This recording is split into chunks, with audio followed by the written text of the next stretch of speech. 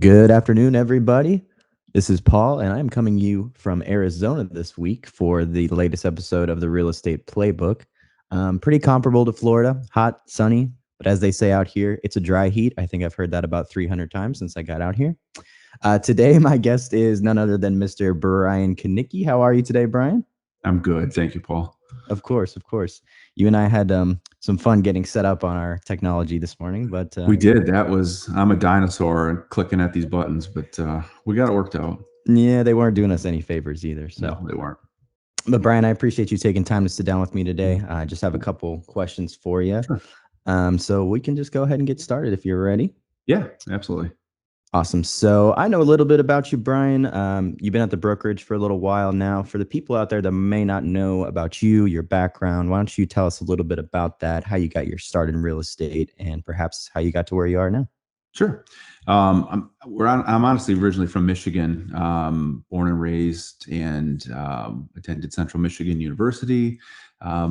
Started off really in law enforcement at 21 years old back in 1995, and did almost 26 years in law enforcement, working up in Saginaw, Michigan, and then later down here in Clearwater, Florida.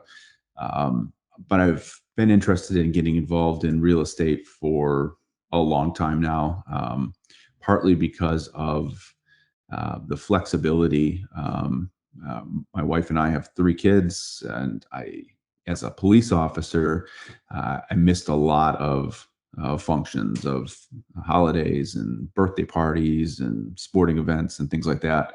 And it started to really wear on me, at least.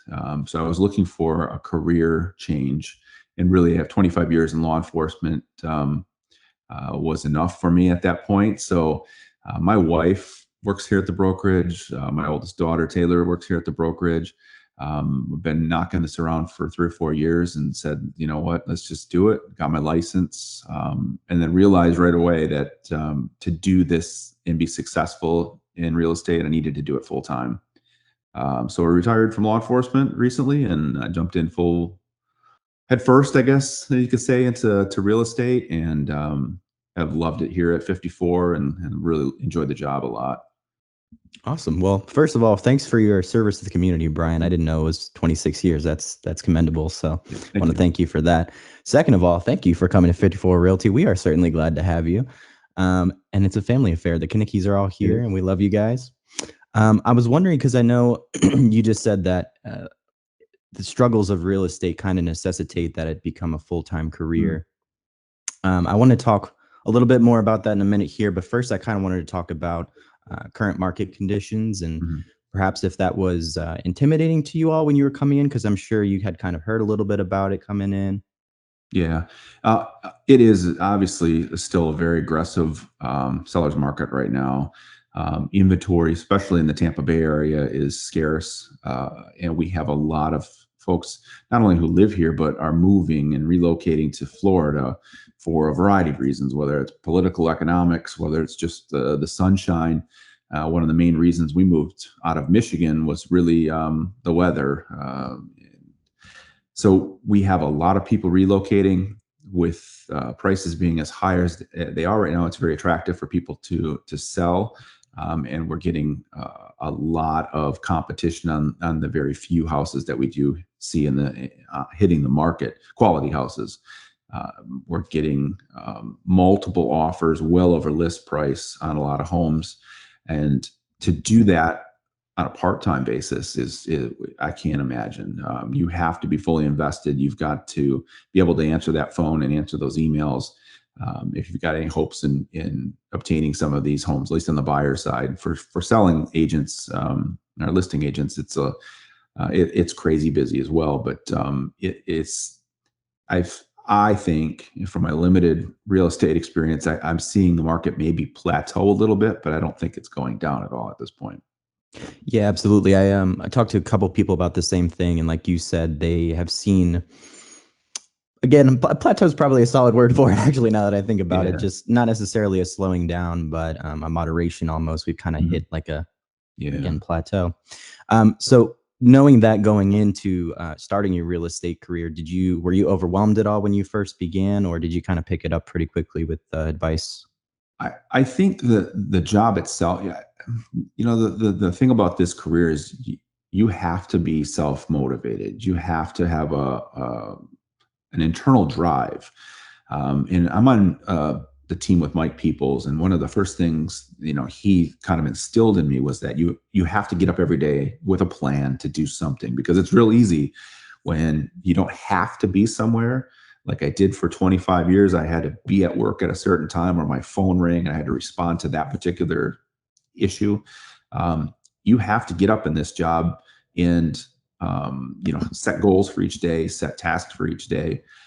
So I think that's probably one of the biggest challenges for most people, because you can get a real estate license, hang it on a wall, and say you're a realtor, and then go have lunch with your friends and go play golf or go to the beach, and you're still saying you're a realtor. But to be a successful realtor, you've got to be out there hustling, and you see that in this industry.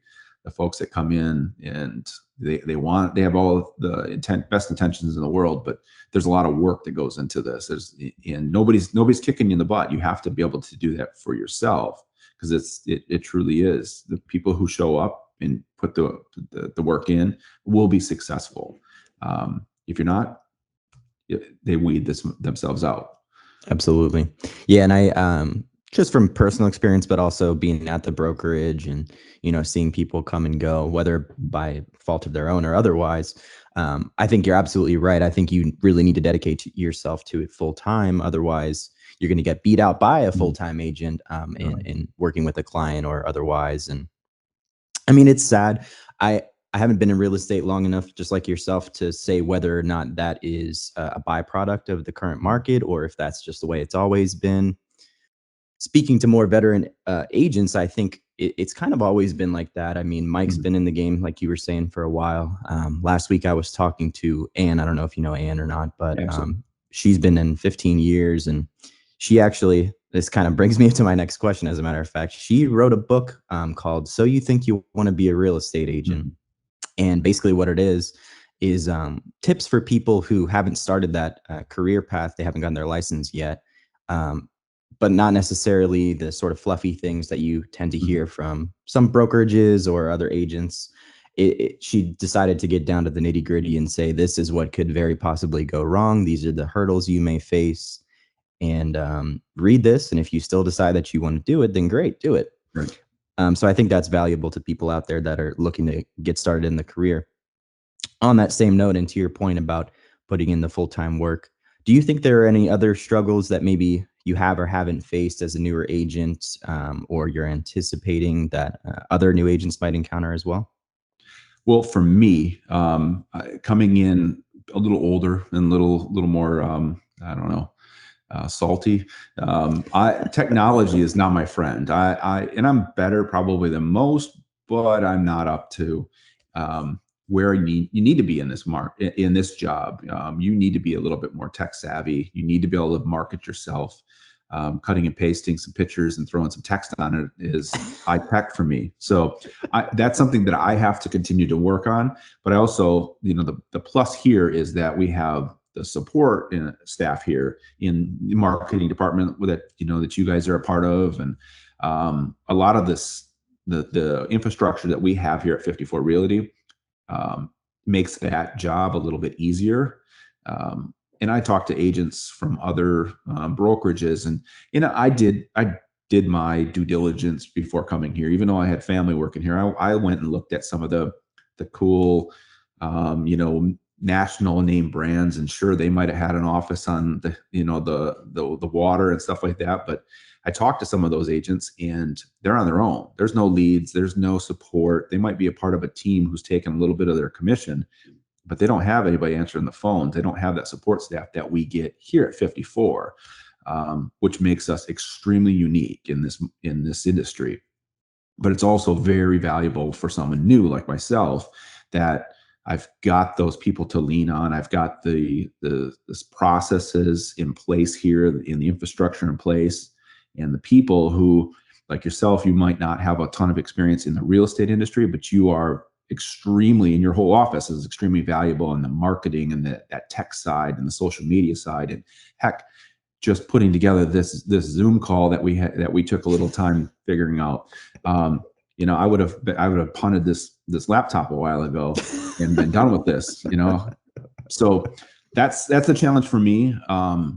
The other thing, when you bring up Anne's book, and it's a great read for people who are getting involved in this or think they want to get involved in this. Everybody thinks it's because they watch HGTV first off too much, and they think that's what this job's like. You're going to open some doors. They're all $1 million listings. It's just great. You deal with every walk of life here. You deal with people who are moving because of economics, because of jobs, but we have people who are fleeing domestic violence relationships. We have people who are kicked out of places. So you're dealing with people sometimes at a fun time, but also sometimes at maybe a low in their life as well. And then the other side of real estate that people don't ever see is once that contract's signed, your job really just began. You've got so many nuances that have to be followed and really have to be made a priority, from appraisals and home inspections and financial contingencies. And that's not the cool, sexy side of real estate that you see on TV shows. But it's some of the most important parts of this job.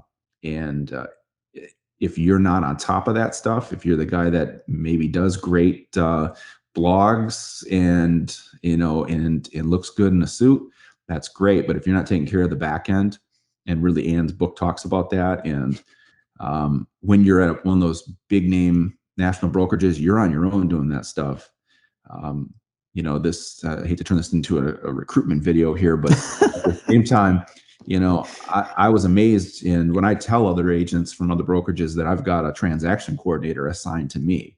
They're like, how does that happen? Yeah. And I'm like, I have somebody that when I sign a contract, I get to meet with them, and they take over a portion of that contract with me. And they're another set of eyes and ears and another person making sure all the T's are crossed and all the I's are dotted, which is really unique here at 54. And I think it helps young guys into the industry like this, as well as the old salty dog, real estate veterans. And that's why you kind of see like that family feel here. Literally my family works here, but we all kind of we're like a family here. We really are. Yeah, absolutely. Great points all around, Brian. And like you said, I want to avoid maybe making it too much of a recruitment video, although sometimes it just naturally happens. On that note, my next question was kind of about being a new agent. Do you think having a mentor is essential to your success? Because I know there are a lot of people that, again, maybe they go to a larger brokerage or they decide to be an independent agent somewhere, and they think they can just kind of do it all on their own. And maybe they're good self-starters and they have read a lot about real estate, or they watch a podcast or something, maybe. But do you think having that person that you can refer to when you have issues or questions is essential to your success? Absolutely, 100%. And whether you're like you said, whether you think you really know what you're doing, you need that person, because there's so many different variables that can come up in showing homes and writing deals. You really need somebody to be able to call, and more importantly, somebody who answers the phone. A lot of brokerages will sit down across the table from you and tell you got all these support, and then I hear from from agents there that I can't get anybody to answer the phone. They met their broker during a recruitment meeting and never saw them again. I see my broker every day. Yeah. I see the owners every day. I make a point of coming into the office and seeing staff and talking to people, and I think that's important. But I think having someone that you can trust and can call and will answer the phone for you, and you can run scenarios by and can help walk you through that first 1, 2, 3 deals, and kind of hold your hand is crucial in this industry. And it moves so fast and things happen so fast. And if you screw up something, there's not a second chance sometimes on some of these deals. You may have a home that you're looking at that has a dozen or more offers on it, and if you forget a form, you forget a signature, they move on. Yeah. So having that experienced mentor who's, we have some great team leads here, and I can call Mike Peoples at any time. And if he's not available, our broker is available. They answer our calls 24 hours. It seems like 7 days a week.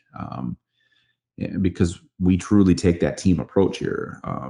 And again, that has helped me become a good agent. I think in the initially is that I have all of that infrastructure. I have people to lean upon.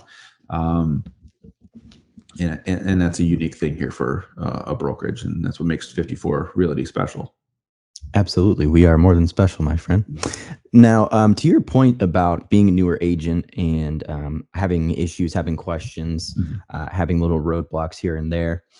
Obviously, in your case, we're fortunate enough to have the tools to overcome those things. I'm wondering for someone who is newer like yourself and is encountering these issues, who maybe does not have the resources that someone here might have. Do you think that becomes apparent to the client? Do you think it's easy for clients to tell when their realtor is struggling and maybe doesn't necessarily know what they're doing?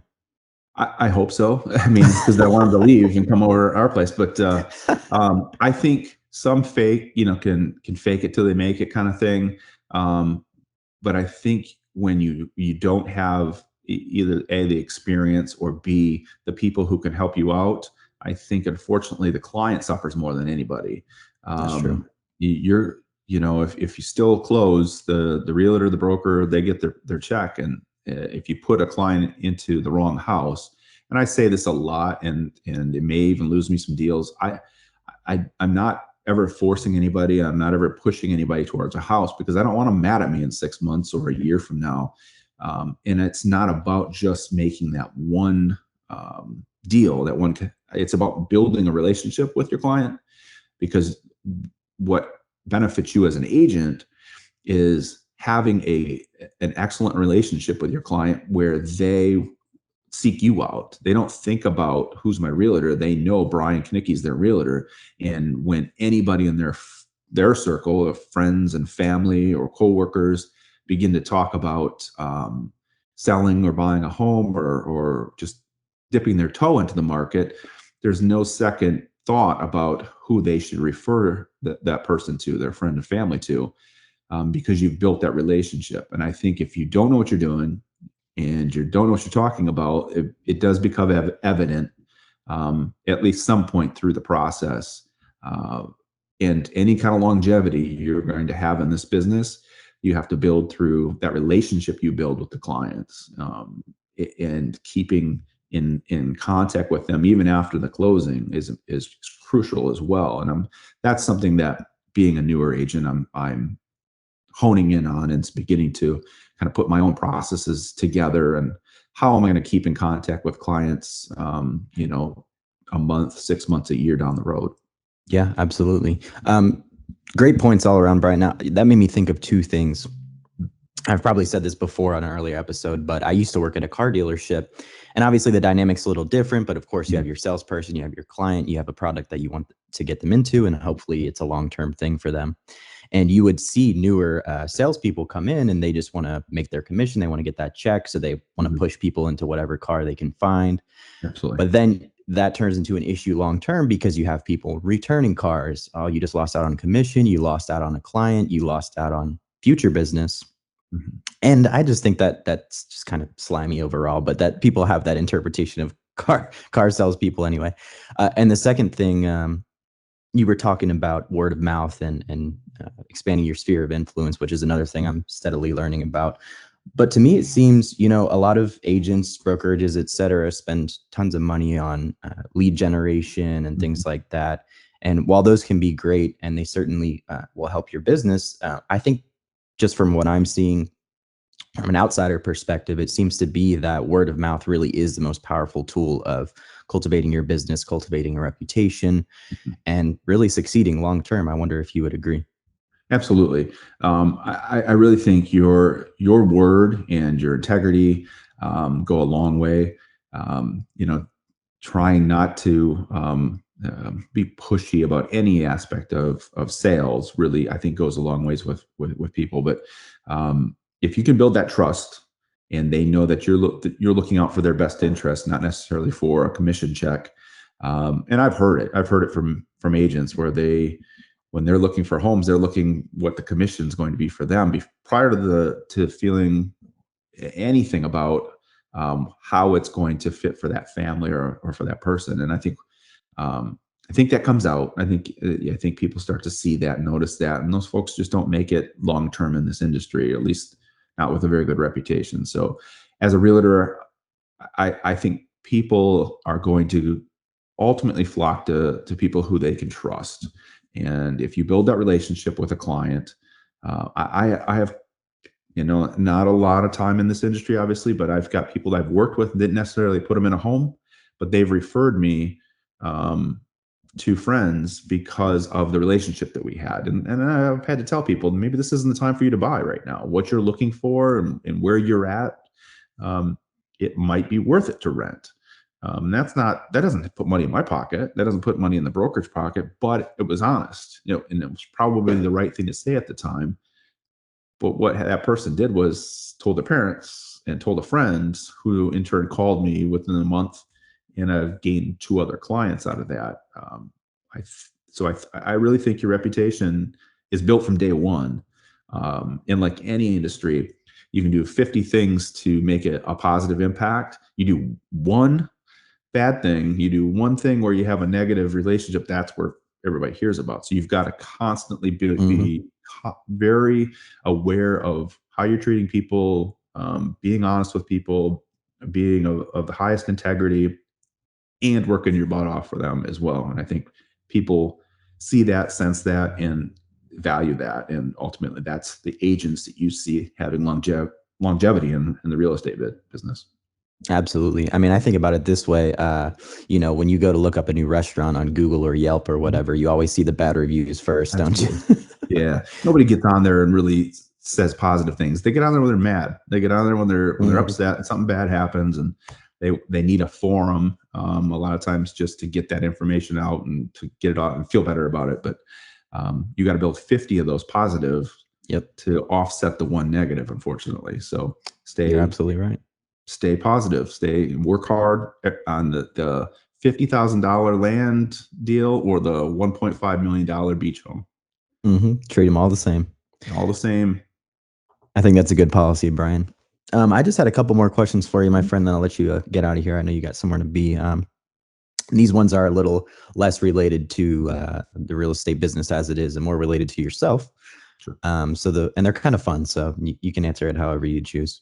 So the first one, I know you just wrapped up, you said 26 years in law enforcement, and you just started this real estate career. But let's say you found yourself doing something different. What would you see that being if you could have chosen something else? Well, I wanted to be a baseball player.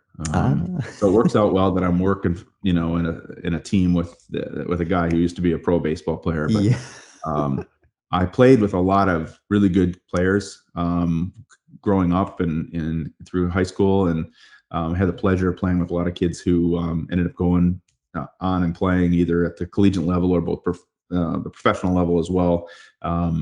So I thought I was pretty good because I hung out with those kids, but I learned pretty quick that I was more human than they were. So I would have loved to have been a baseball player. I would have loved to do something in sports, whether it be something with broadcasting. I did a little stint way back in old Brian life on radio, back when there was actual radio stations that played music, and that was fun. Did a little bit of disc jockeying. So if I could have done something in sports broadcasting, that would have been probably a really cool avenue for me. I could definitely see you doing that, man. You got I'm used to I'm not going to badmouth anybody or anything, but occasionally when I do interviews here and there and people kind of give me these shorter answers, but you got it, man. You got it. Yeah, thanks. Now, some people would say I'm a little long-winded, but oh, I appreciate that. I really do. And to segue to something, I know we've talked about some attributes for successful agents. I think one of the things that we do or we need to stress more is good communication skills. But a big part of communication is learning when to be quiet and listen to people. That's true.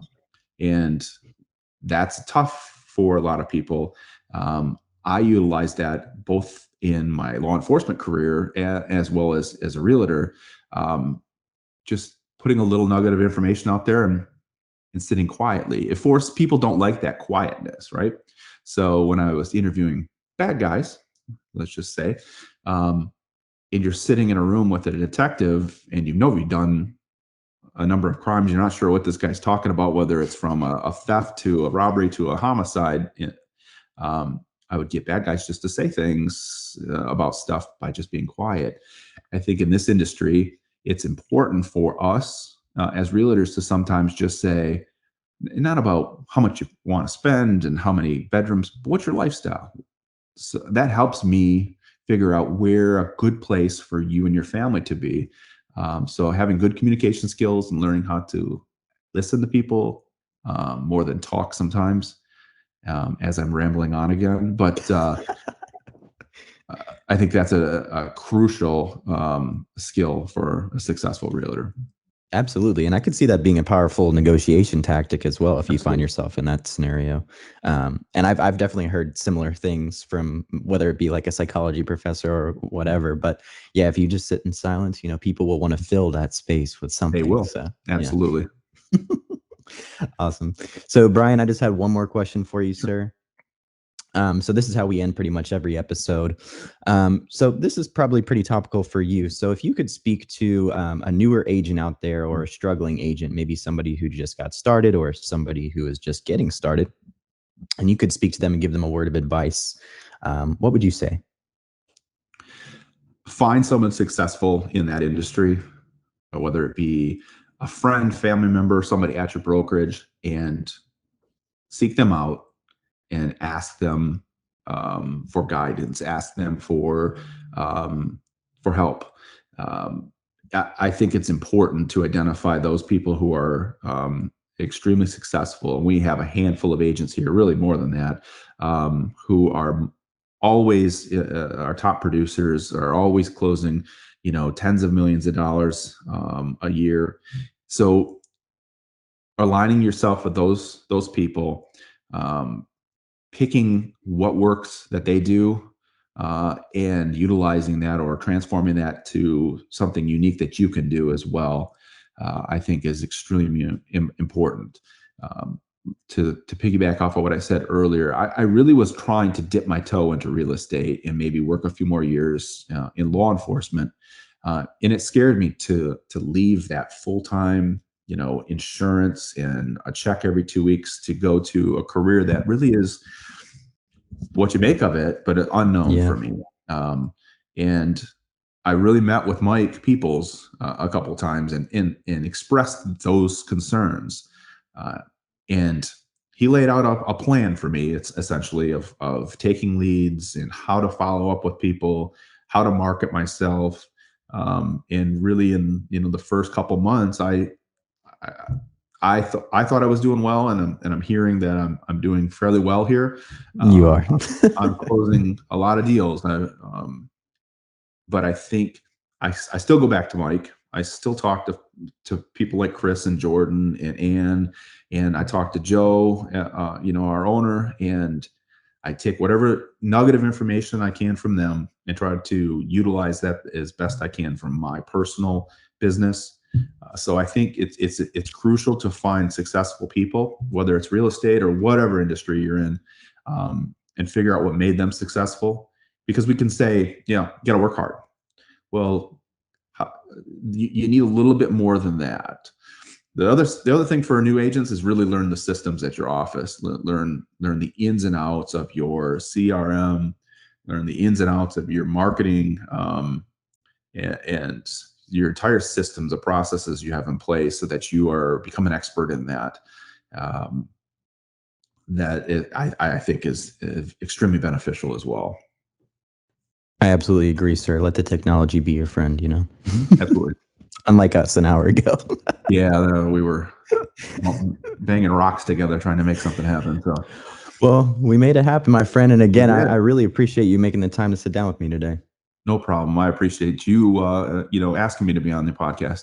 Yeah, of course, man. Yeah. You were at the top of my list. I actually I talked Thank to you. Taylor first. I was like, I don't know, Good. is your dad, does he like this kind of thing? I don't know. And she was like, oh, he loves it. So Yeah, it's like I'm good perfect. with it. I'm good with it. So anytime you need someone, I'm here. Awesome, Brian. Well, for the people out there who might be listening, who want to buy or sell a home, maybe with Brian Kanicki, where can they reach you, sir? Absolutely. Brian Kanicki at 54 Realty, 813-553-5440 is my cell, or Brian Kanicki at 54realty.com. Perfect. I'll put that at the bottom of the screen and everything. And once again, thank you, sir. Thank you very much. I appreciate it. All righty. All right. All right, folks. Thank you again for tuning in. This is actually episode number 9. Wow. Don't quote me on that, but we want to do something special for number 10. So I'm hoping that I'll remember when we get there.